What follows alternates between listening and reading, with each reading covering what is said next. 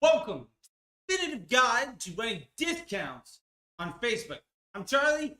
I hope you're really going to enjoy this. It's going to be super packed full of things. We're going to cover where the history of actually discounting products comes from during the summer months, during other times of the year.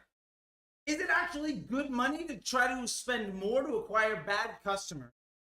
Do you really need to do it, and how you might actually not be doing this, but a way that you can make a lot more money with it? So we're going to cover in really the brilliant basics plus expert level execution products on Facebook, how to run those campaigns, everything you need to know to survive the doldrums of summer and make the best of sales seasons all year long. If you find this information valuable, I really appreciate it. You would subscribe to the YouTube channel. If you're listening to the podcast, go ahead and subscribe there too. Hit like. It means the world if you can hit like, if you can comment, if you can leave a 5-star review. All of that stuff helps.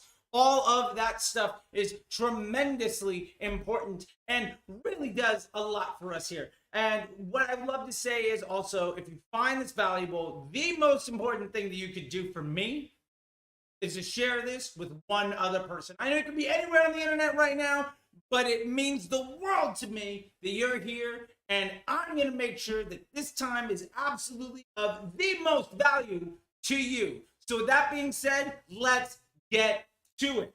We're going to start off with, first, the history of discounting products. Why does this even happen? So, especially during the summer months, is what we're really trying to lean into here as we're filming this in April. In retail, the summer months tend to be when we have inventory changeover. It also tends to be when we have the lowest amount of consumer intent. So the way that inventory-based stores like retail outlets handle this is they discount the products to move it off of their shelf so they can bring in new products into the store and also incentivize people to spend money. Now, you'll notice this when you walk through the mall and you see 30, 40, 50, 60, 80% off sales happening everywhere. Also, during the summer months, we are leading up after a really big rush of sales season. Right? We've got Valentine's Day, we've got Mother's Day, we've got Father's Day. We've got basically every 3 to 5 weeks, the middle of February to June, we've got some reason that most brands are discounting some product somewhere for something. So ultimately, this means that by the time summer comes, everybody that's on the edge or potentially thinking about something has already taken action. And all the easy money is gone. So the only real lever left for a lot of advertisers and retailers is ultimately discount their products. So we see massive sales happening. It also happens systemically across all of retail. And because most online marketers in the beginning were traditionally real world retailers, and most marketers that are on the internet have come from a lot of those places, that behavior transitioned because the internet was an extension of brick and mortar starting off. And as e-commerce has grown, we've seen that behavior amplified. With the existence of Black Friday going from the rush after Thanksgiving dinner to the entire month.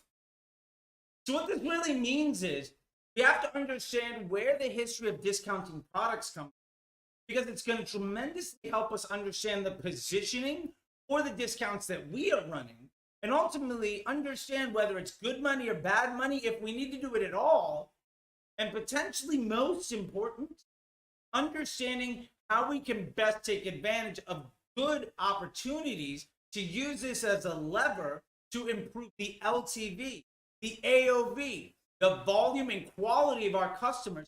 Truly begin to understand what is it that we need: cash flow, market share, or revenue generation potential. Because all of those things ultimately predicate a different strategy for how we're going to ultimately try to run our business. So what we're going to break down here through this video is breaking down each individual piece of that application and the most important things you remember. And the honest truth is, a lot of you have probably been running a lot of sales because you know that you need to. You know that you're supposed to. You know that you have to. You know your competitors are doing it. But is it actually a good idea So with that being said, let's dive into this. Bad money. The point here is it actually a good idea to spend more money to acquire lower volume of revenue? The point here is when you're running discounts, often what you're doing is you're competing with other discount retailers or e-commerce people. And you're tending to spend larger amounts of money, or you're doing it as a retargeting offer. So you're basically spending, you have a higher level of investment per customer. And because you're giving a discount, you're also spending more money to get less money from each person. Now, where this is a good idea, because on the surface, spending more money to get less money is a terrible idea. That's actually really bad for business, and you should probably never do it on the surface. And I would say, more or less, that's a really good way of looking at it to decide whether or not it's something you should even do. And we'll get to that in a minute. But when we're talking about bad money, what we're really trying to discuss here is what is the financial and operational need that you're trying to solve for by running this sale? Do you have seasonal inventory that you need to get rid of? Do you have the need for immediate cash flow? Do you have the need to acquire a bunch of customers and you're afraid that, well, if all my competitors run discounts, then they'll get all the customers and ultimately the upcoming months are going to be very difficult? All of those things might be true, but there's also a complete inverse in that maybe you're acquiring a whole bunch of customers that might not genuinely be interested in your features and benefits and product positioning so much as they are price conscious. Categorically speaking, price conscious customers tend to be extraordinarily less loyal. Also, when you're starting to play the price game, you will fundamentally lose at scale. To be fair, Jeff Bezos has beaten the entire world when it comes to the price game. So if you're trying to be just lower cost than everybody else, the folks who are not willing to invest in themselves by investing more into you will ultimately leave you for the next person willing to charge less. So it's a much lower quality customer that you're acquiring. Also, not every sale, not every conversion you make during a sale period, not every sale that you run and everybody that buys is net new. Often what we see is we train our existing customers to wait for sales. We see this actually happening all the time. How many times have you added something to cart to wait for the retargeting ad that's 20% off? How many times have you said, oh, I know I'm going to want that. I'm going to wait for Black Friday so I can get it on a discount? How many times have you seen an ad for buy two, get one free? And you're like, well, I was waiting to see this thing. I know that it's going to happen. Boom, it occurred. I'm going to take advantage of it. When you know that the Memorial Day sale or Mother's Day sale or Black Friday sale or New Year's sale or whatever it happens to be is coming, if you know you can acquire that good service or product for cheaper by waiting, why are you going to buy right now? And what this really means for bigger brands at scale is that a lot of your existing customers, a lot of the full price conversions that you could get are being stunted by the opportunity for that person to pay you less for that same thing. The inverse of this is also true in customer journey, where a lot of times when you run a sale, if you've noticed, as soon as you run a sale, the days and weeks afterwards are terrible for revenue. Why is that? Well, because that sale wasn't all incremental. That sale pulled conversions forward. Basically, I was going to buy next week, but you have a buy to get one free sale today. So instead of paying you full price next Wednesday, I'm going to take 50% off on Friday. So you got more revenue from me right away, but you actually got less revenue from me overall. Now, sometimes that's what you need for cash flow, but if ultimate revenue growth is your objective, does it really make sense to try to work very hard, paying extra money to devalue the lifetime worth of your average customer. I would argue that even a very elementary level mathematics equation would point to that basically being a categoric no. So ultimately, we have to understand is it good money or is it bad money? Now, it could be good money because we're just trying to get as many people through the door as possible. It could be good money because we desperately need cash flow today. But it could also be bad money because we paid way more to acquire it, so our margin on each sale is far less. And instead of getting multiple full price purchases in the future, we got one discounted conversion today. So not only did we theoretically get fewer overall conversions as a numerical value, we also got less revenue from any of those customers, which ultimately brings us to our next question. Do you even need it? Do you actually need to run a sale? My question to you is this. Are your customers waiting for you to have a sale for them to buy from you? If the answer is yes, then if you didn't run sales, would they never come? A lot of people get really addicted to the cash flow of a big sale. The problem is immediately after the cash flow of that big sale, you have a giant deficit in daily revenue. So is it really worth it? Do you actually need it right now? My argument is, and in my experience, the answer to that question is rarely ever yes. Now remember the history of sales. The reason that discounting during these holidays started was to remove inventory from the shelves at traditional retailers. Businesses that run on basically renting space and then making a daily revenue from the square footage of that space. And when products are sitting on that shelf, preventing revenue growth from the square footage of that, from that space that they're renting, what we call profit per square foot or revenue per square foot. When that is impeded, it becomes a business necessity to move that inventory because ultimately retail is about inventory turnover.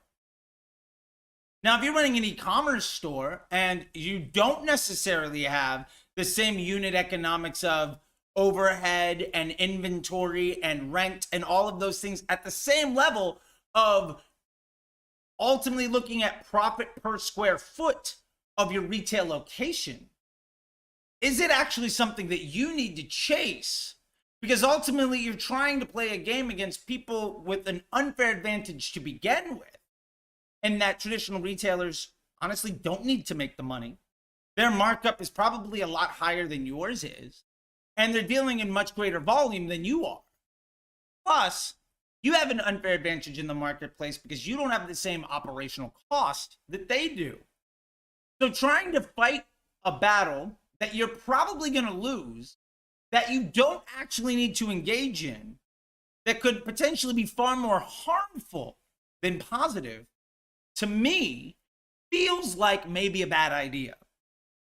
Far more often, not running a sale is more profitable than running a sale because, yes, you're going to make less sales. Yes, you're going to see less revenue in those days than you would have otherwise. But you might make more margin on every single product that you sell. And ultimately, what's most important is margin per customer journey. Far more than cash flow on a specific day that's positive, knowing almost at a fact, inarguably, that your cash flow the day after is going to be a lot worse. Is it really worth it to make 3 really good days to know that the next 10 days are going to suffer and that your margin per customer journey is less on every customer that you brought in during that time? Or every customer that you're training to wait for those sales? And you might say to yourself, well, people aren't waiting for all of that stuff. That's not really me. But I'd ask you, how do you behave when you deal with things? If you know a sale is coming in a week, do you buy today full price? You might say yes. But I'm willing to bet there's more than a few of you that would say no. If I know that I can save 50 bucks, $100, $1,000 by just waiting a couple of days, why would you pay full price unless timeliness is a necessity? And it might very well be a necessity. But the necessity of timeliness is the minority of the user use case when it comes to making purchases in the open market. Finances and needs tend to be way less focused on time as it does on overall price. Most people are willing to wait 3 or 4 days to save a couple bucks. So my point here is, do you actually even need the sale? There's even an argument to be said, and I've seen this happen at scale, where you don't discount. And you know that you don't discount. And that actually poisons the well for all of your competitors while maintaining a pretty consistent cash flow for your business. Also, if you know there's a big sale happening and every other marketer on the street is spending through the nose to spend more money to acquire customers at a lower margin and pull their sales forward, ultimately hurting their bottom line, maybe that's an opportunity where you don't need to advertise at all. It might be more profitable for you to not run paid acquisition media during a sales period for your competitors, to not acquire customers at a lower margin, to not train your customers to devalue your brand, to not bring in people who are worth less than you. Because ultimately that means you're making more money on every customer and you've reduced your cost of operation. Far more often, not spending bad money is better for business than doing everything you can to acquire any revenue possible. Because especially in direct consumer advertising, one of the biggest unfair advantages you have over a traditional retailer is operational cost and markup margin. And that's one of the beauties of direct to consumer. My retail is very, very difficult for brands to get into. So ultimately, we have to ask ourselves, do we even need to run a sale? Or can we use this time for PR and understanding? And hey, look, maybe we'll lose some volume of sales during this period of time. But if this sale isn't an anchor point to our business, is it really worth discounting our products and giving up overall revenue to acquire more customers? Now, there's obviously situations where that might not be true, where it might absolutely be worth it. Maybe you're in the flower delivery business and you want to make sure that on Mother's Day and Valentine's Day, you are making your sales 100%. And generally, those businesses have higher markups during the year, and they just go down to their daily operational costs during sales times. And then they mark up the rest of the year to afford it. Just like we see sometimes with Black Friday where, okay, that TV's $300, it's $300, it's $300. The month before Black Friday it goes to $400 and then they mark it down 30% or something along those lines. Very much in the same way, we will see that happen with traditional seasonal products that do in fact rely on these types of more typical sales flows. So ultimately, this brings us to a really big question of, when is it actually good to run a discount? So when is it actually good to run the discounts? Well, I would argue you could be running discounts every single day. And I often do. But I don't run them on my typical product. What we do is we discount on upsells, offer bundles. Now, the point here is, if you know your AOV of a customer is, say, $100, and your normal product is, say, $40, you might find on Mother's Day or Black Friday or whatever holiday gifting, sale period you're trying to run for, I'm going to mark my $40 product down to $30, and I'm going to get a bunch of customers. Now, those customers, the LTV on those customers will probably be closer to 75 to 90. not the 100 that you saw, because you're acquiring their initial sale at a discount, and they might very well, and your back-end data will probably reaffirm this, buy their next product on a sale as well, because you've already trained them not to pay full price. Why are they going to pay full price the second or third time if they got it the first time for much cheaper? The honest answer is they probably won't. So now we're getting into a situation of, well, how do we get more money from these people? And the point here with it is, let's run a bundle. Let's run a discount on more.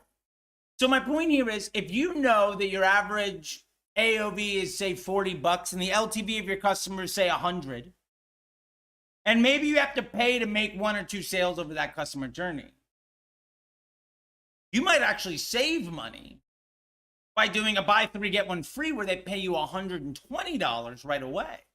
So your LTV on that customer immediately improves by 20%. But the operational cost of whatever that product is, the COGS to you, plus the acquisition spend to acquire that second or third sale, if you add up all those numbers, you might actually save money by giving a product away. And hey, the LTV immediately went up on your customer journey. So you're making more money off of every customer. You're actually turning a liability into an asset. And when people buy in bundles, they're fully capable of spending full price for one.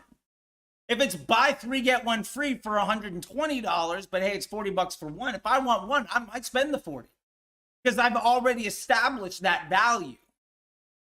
And because you've already trained me that, look, I can spend $120, but I don't need it, so I'm going to buy the one.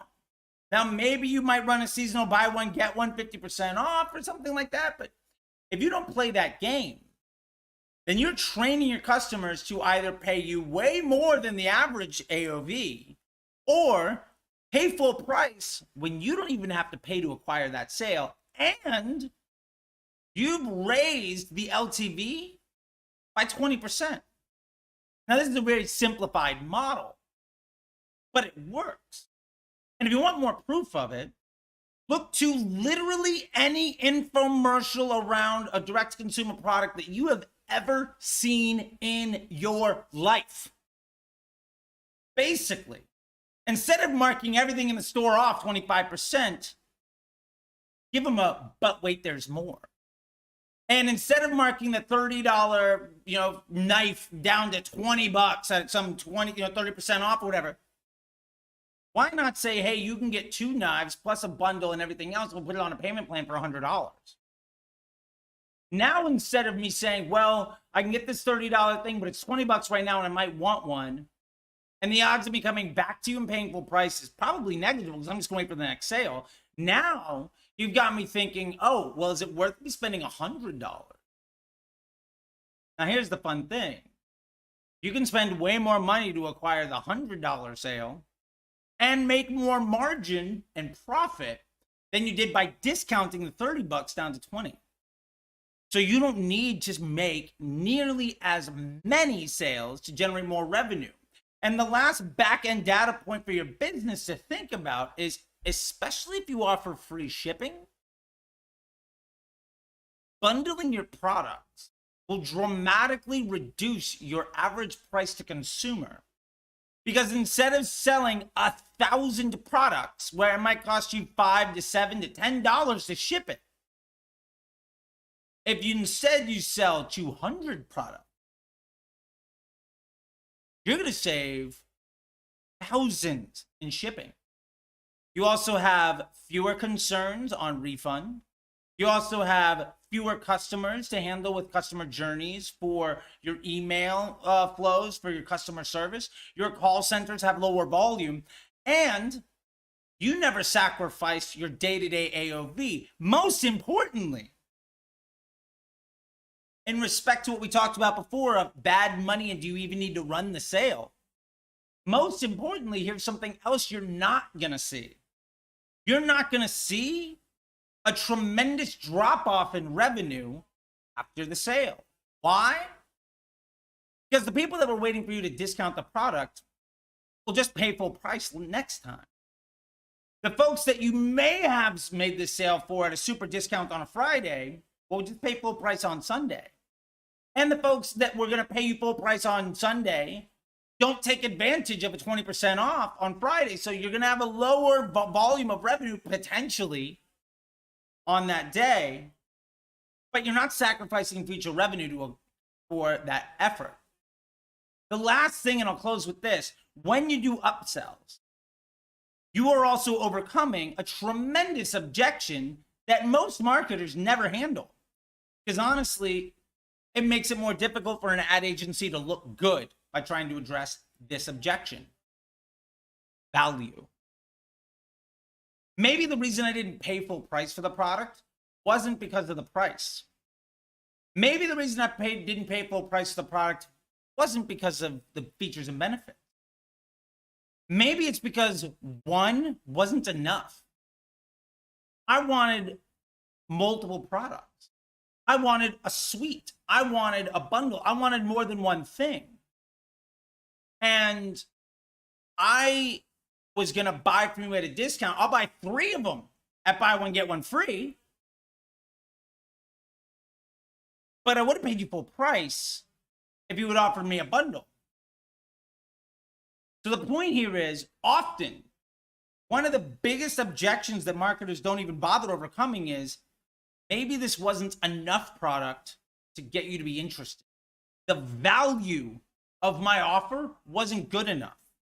I was selling you 1 pen, and really, I could give you this 1 pen, and if I market 50% off, you're still not going to buy it because you want 5. So if I mark it off, maybe you wait until I mark it off enough, you're like, screw it, it's so cheap, I'll just buy 5 of them. But I could have gotten you to buy 5 of them at a small discount on the net of that bundle, which would have made me way more revenue. And the extra advertising costs to get you to buy 5 versus 1 is negligible, considering the increase in the AOV and the LTV of that customer. So ultimately, how do you run discounts? Most of the time, the answer is you don't. And when you do, figure out a way to improve the LTV of the customer instead of sacrificing the profitability and future success of your business.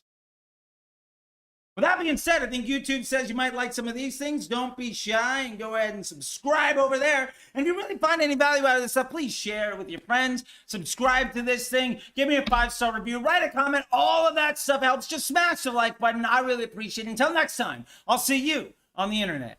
Bye.